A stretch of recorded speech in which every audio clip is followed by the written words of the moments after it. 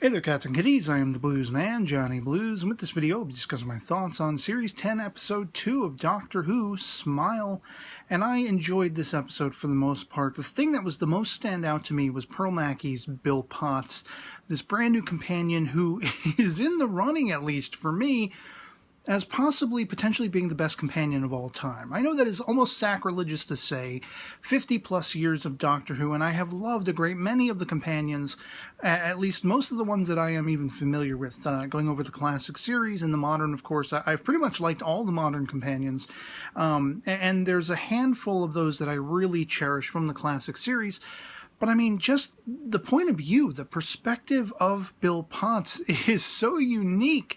She's asking all the right questions instead of all the annoying normal ones. Getting the Doctor to really explain everything that's going on when it's right before you. If you're observant in the least, you know what's going on. You kind of have a sense of things.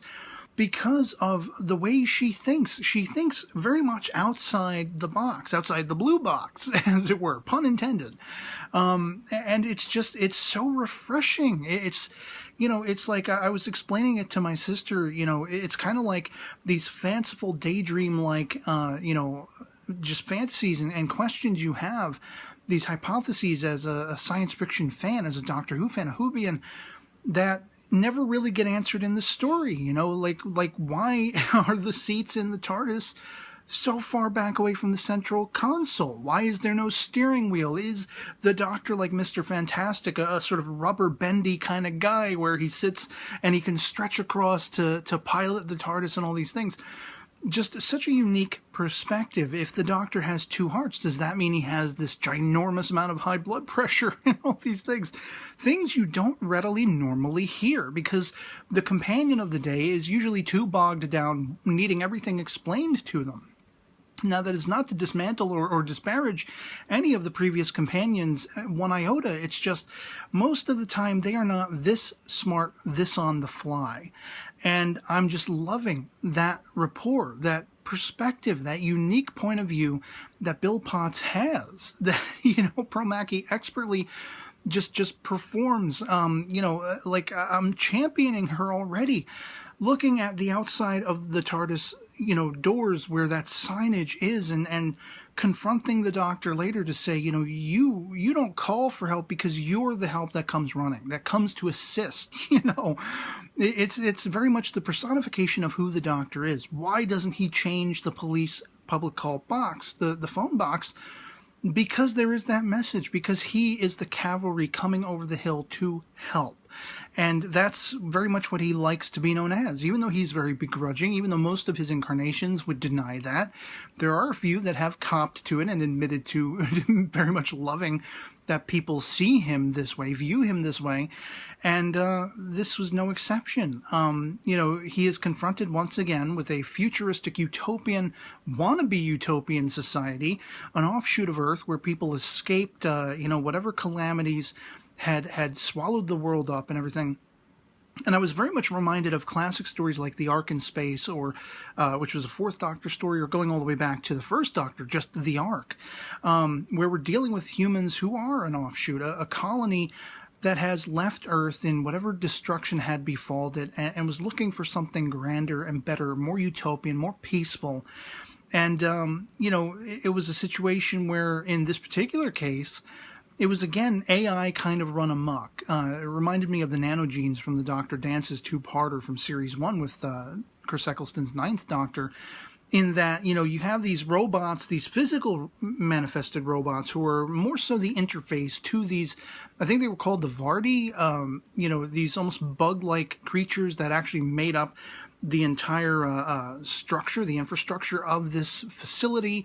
That, with the opening of the episode, we find people who are sort of feeling sad or lethargic or down in any way, in mourning or any kind of sadness, any kind of sweeping sadness, are, as the Doctor eventually describes, they're seen almost as a plague to be wiped out, because this AI has it ingrained in itself, has learned and adapted that the utmost function, the form and function at the root, is human beings being content and happy and fulfilled.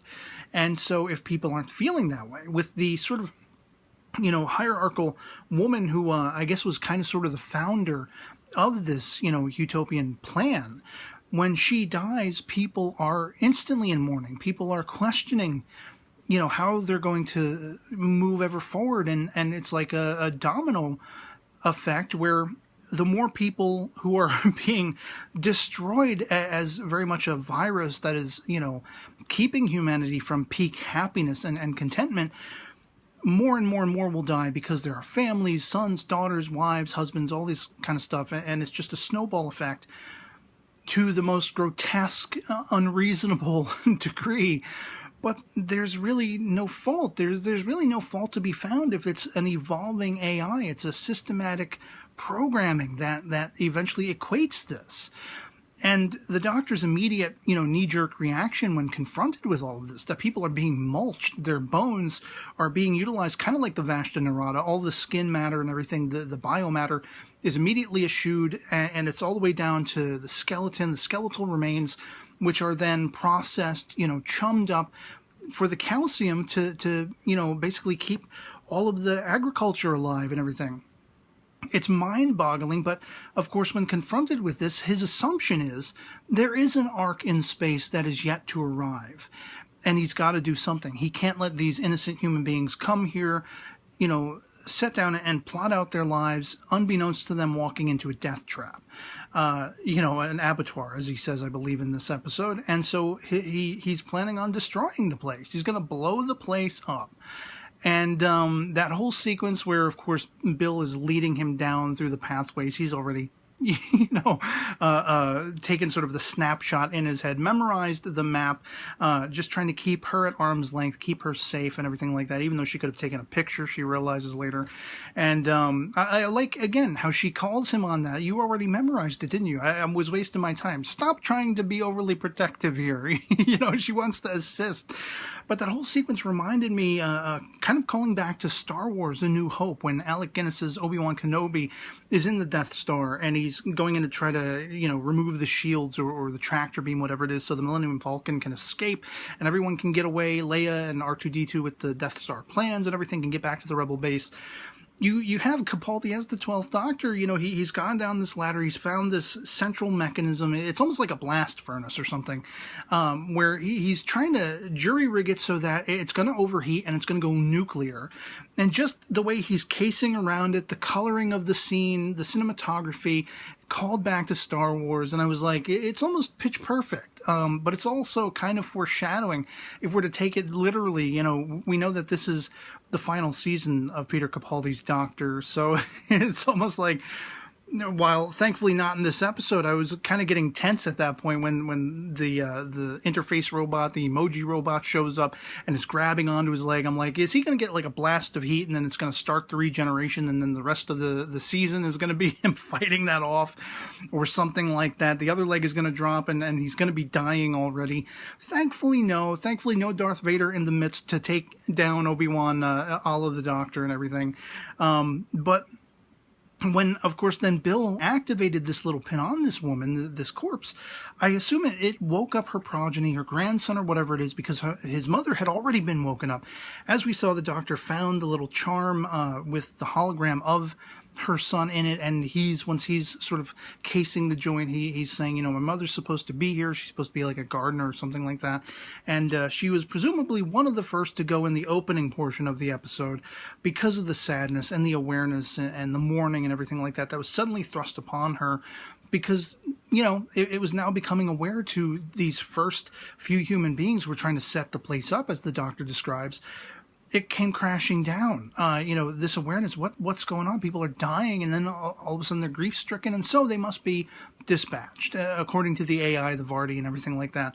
And when Bill, makes this ever-presently aware to the Doctor, of course, he's got to dial it back. He's got to approach this from a completely different angle. All the other humans are starting to be woken up one by one, warmed up, if you will, out of their cryogenic freeze.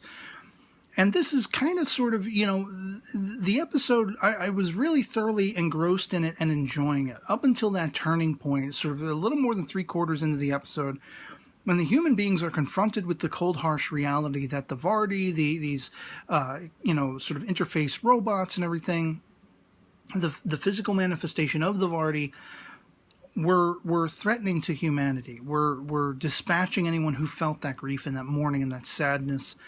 Their first impulse is to grab their weapons, to grab their guns and start firing willy-nilly.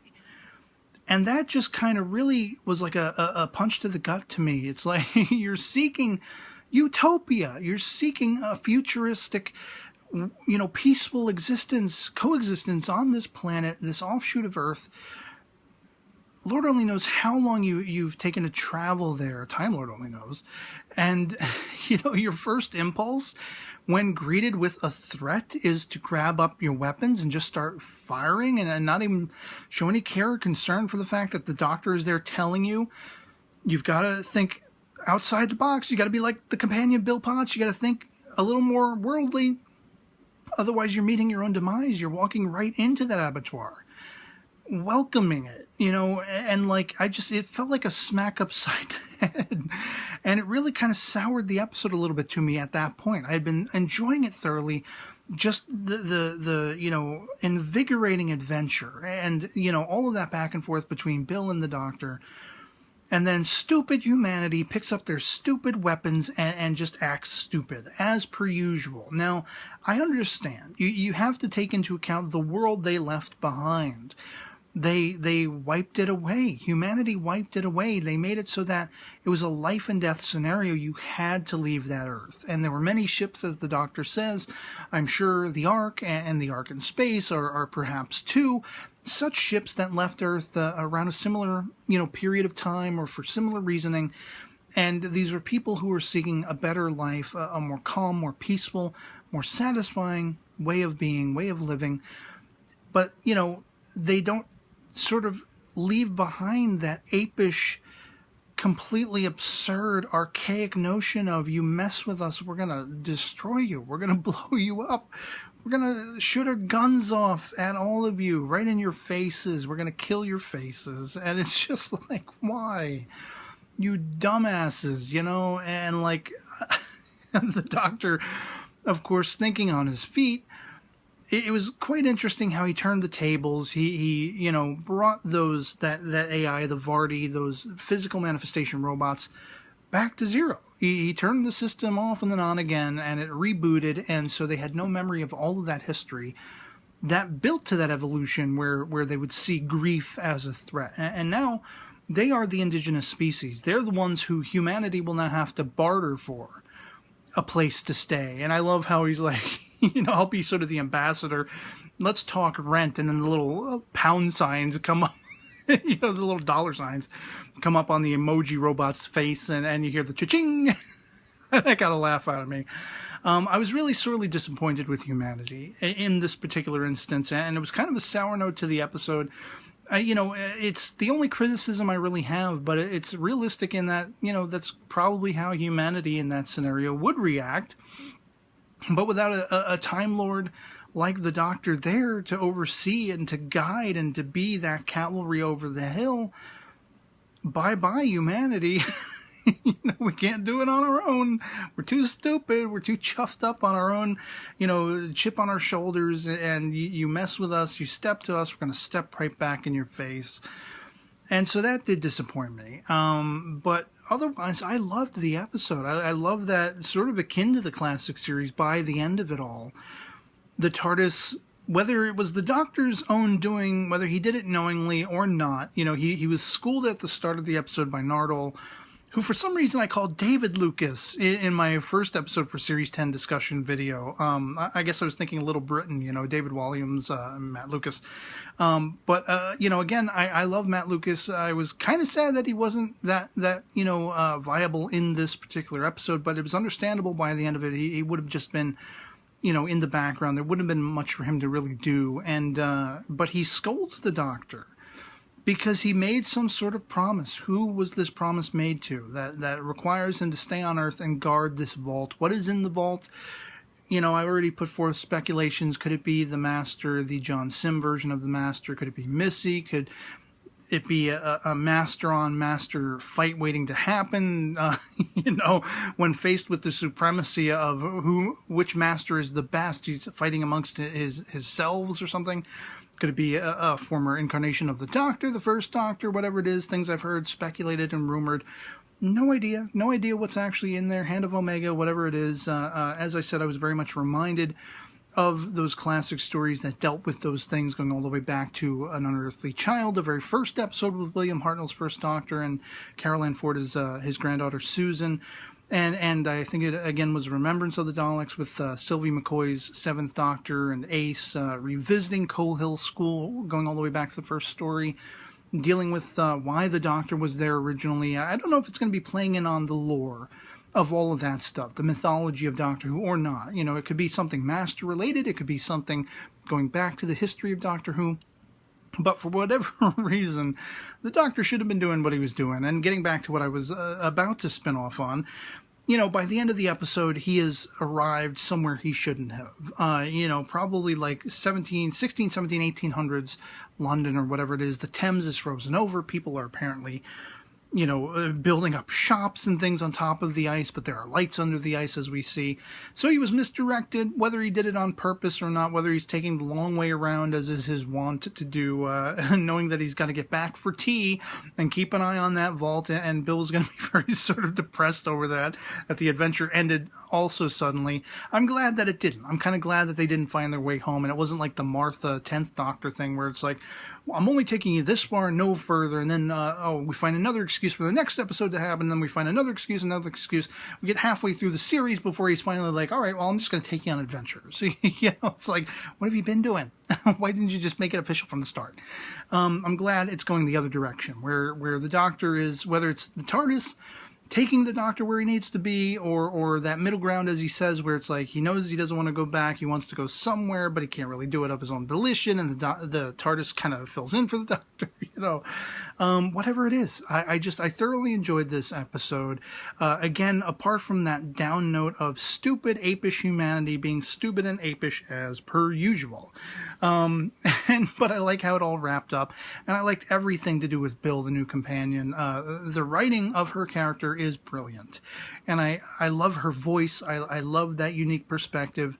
And again, as I started this video by saying, she's very much for that reason a contender for a favorite companion of all time, just because I don't think there's ever been a companion to see things from this point of view, to call the Doctor on things, to question him about things that aren't the typical everyday, you know, sort of viewpoint, sort of line of questioning, sort of needing everything described and explained to you. We haven't quite seen any companion that could really think for themselves like this. And you know, like, I don't need to know we're on an alien planet, what it's called, and all this stuff. And it's awesome, it's wonderful, it's amazing when things take a downward spiral and we find out there's something gruesome and grotesque. She still wants to be a part of it. She still wants to help the Doctor. And she wants to understand, but she wants to understand from the point of view where, like, she's working in tandem with the Doctor. She's able to figure much of it out on her own, just by observing, just by interacting, just by looking around. And so she's then able to think about other things that we, the viewer, when we've had some time to think about these episodes and we would be fancifully pondering to ourselves, you know, with two hearts, does the Doctor's blood pressure go through the roof compared to humanity and all this stuff? You know, what is with the design of the TARDIS? All these things that as kids, the childlike personas within us would ponder and contemplate. She asks flat out, and I love it. And so I'd love to hear from you guys in the comments below. If you've seen episode 2 of Series 10, smile as well, what you thought of it, if you enjoyed it as much as I did. If you too had that impacted, you know, confrontation with stupid humanity being stupid as per usual, if that was a down note for you at all, if you expected that to be the twist in the, you know, turn of the story, or not, you know, love it or hate it, anything goes in the comments below, as long as we are amicable and respectable. Anything, you know, you want to talk about, any perspective on it you want to share, go right ahead. I love having that conversation. And so yeah, otherwise it'll be pretty much it for me on this. Hope this video finds you well, and I'll catch you all later. Peace.